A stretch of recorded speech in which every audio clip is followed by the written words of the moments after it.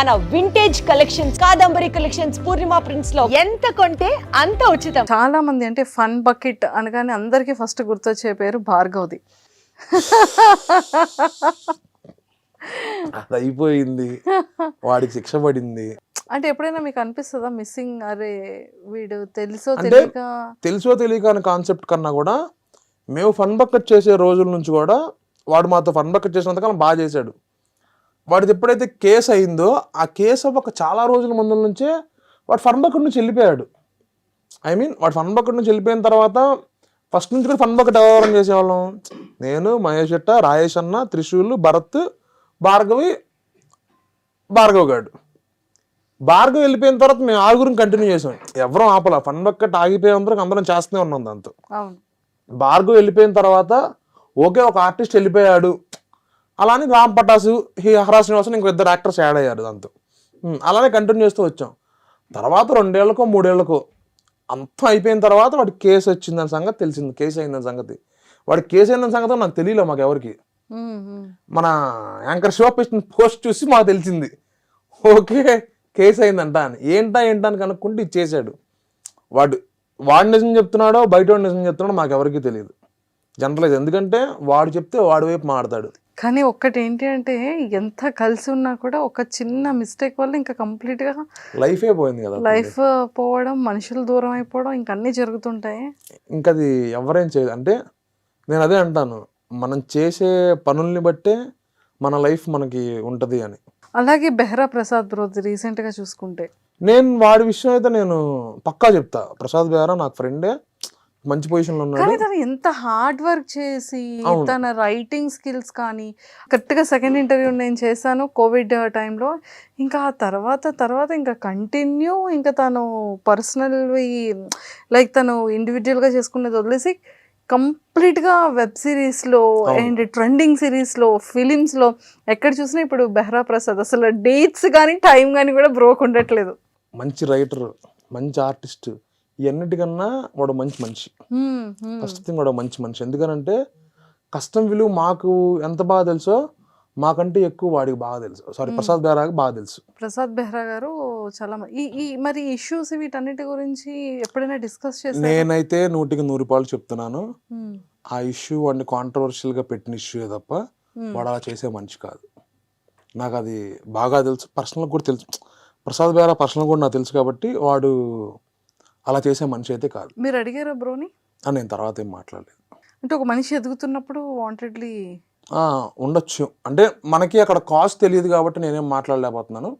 And నాకు అక్కడ జరిగిన సిచ్యువేషన్ కానీ నేను ఎవరితో డిస్కస్ చేయలేదు కాబట్టి నాకు అక్కడ తెలియదు. బట్ ప్రసాద్ బెహ్రా నాకు పర్సనల్గా తెలుసు కాబట్టి ప్రసాద్ బెహ్రా ఆ టైప్ మనిషి అయితే కాదు. వాడు ప్రసాద్ బెహ్రా షూటింగ్లో చేయకపోతే యాక్టర్ని ఫాస్ట్గా చేయి అని దురుసుగా చెప్తాడేమో కానీ మరి అమ్మాయిని ఏడిపించే అంత బిహేవియర్ అయితే ప్రసాద్ బెహ్రాకి లేదు. మీది రెస్టారెంట్ బకాసురా రెస్టారెంట్, అది డిఫరెంట్గా ఉంది. ఏంటండి బకాసురా అనగానే అని తినే వ్యక్తిని ఏంట్రా బకాసుడిలా తింటున్నావు అని అంటుంటారు కదా. కానీ బకాసురా రెస్టారెంట్ అని అలా పెట్టడానికి సినిమా అదే ఉంటుందండి. సినిమా ఏంటంటే ఒకడికి ఒక హారర్ కామెడీలా ఉంటుంది అనమాట. ఇది జానర్. ఒకడికి దయ్యం పట్టిద్ది. ఆ దయ్యం కోరిక ఏంటనేదే ఓవరాల్ కాన్సెప్ట్. ఆ దయ్యం ఎలా వదిలిచ్చారనేది ఓవరాల్ కాన్సెప్ట్. సినిమా ప్యూర్లీ కామెడీ బేస్డ్ ఉంటుంది. ఒక జానర్కి సంబంధించిన మూవీ కాదు ఇది. ఇది డిఫరెంట్ జానర్స్ అనమాట. ఇంకా మేము క్లారిటీగా చెప్పాలి అని అంటే ఒక బంతి భోజనంకి వెళ్తే కడుపు నుండి అలా బయటకు వస్తాం మనం.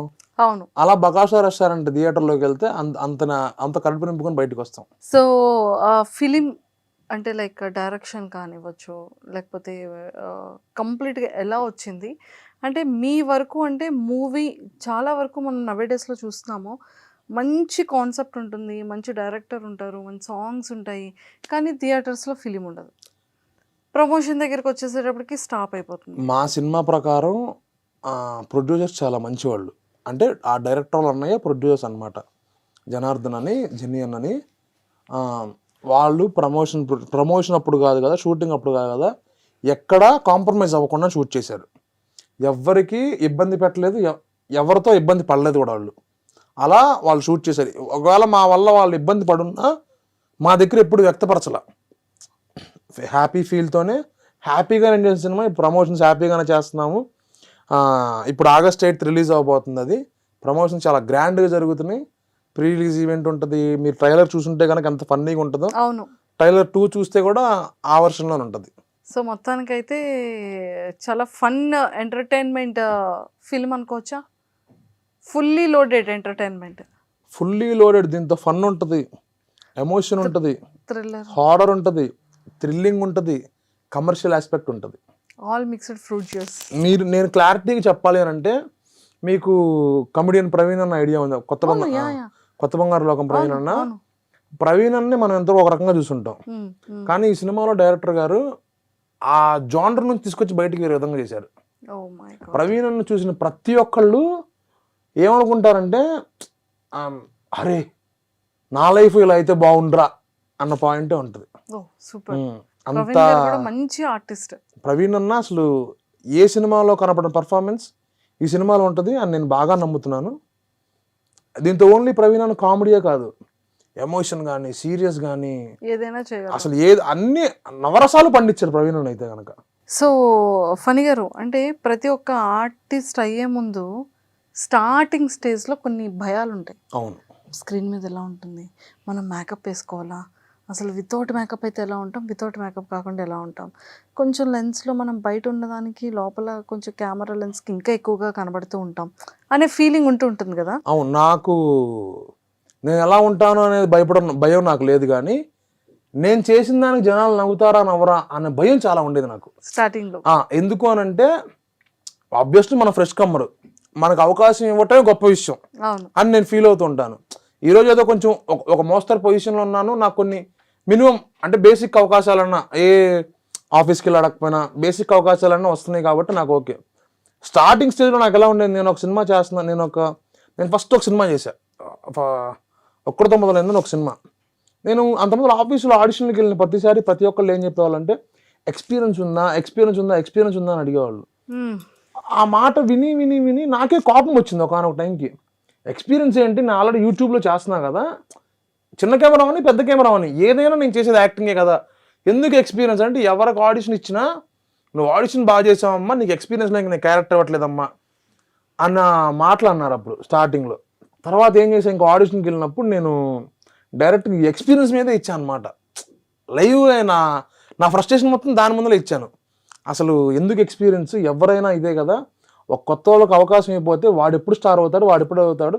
Once upon a time Chiranjeevi గారు కొత్త వాళ్ళే, ఎన్టీఆర్ గారు కొత్త వాళ్ళే, ఎవరైనా ఒక అవకాశం ఇవ్వాలి కదా అని ఆ టైప్లో నేను ఒక ఆడిషన్ ఇచ్చాను. ఆడిషన్ ఇస్తే ఆ డైరెక్టర్ నచ్చి ఒక చిన్న సీన్ ఇచ్చారు నాకు, 1 day క్యారెక్టర్ ఇచ్చారు అనమాట. దాంతో ధనరాజ్ అన్న, చిత్రం సీన్ అన్న, మన మ్యూజిక్ డైరెక్టర్ బోలే, ఇంకొంతమంది ప్యాడింగ్ ఆర్టిస్టులు ఉన్నారు. నా మీద ఫ్రేమ్ పెట్టి చుట్టూరు ఒక 100 మంది జనాలు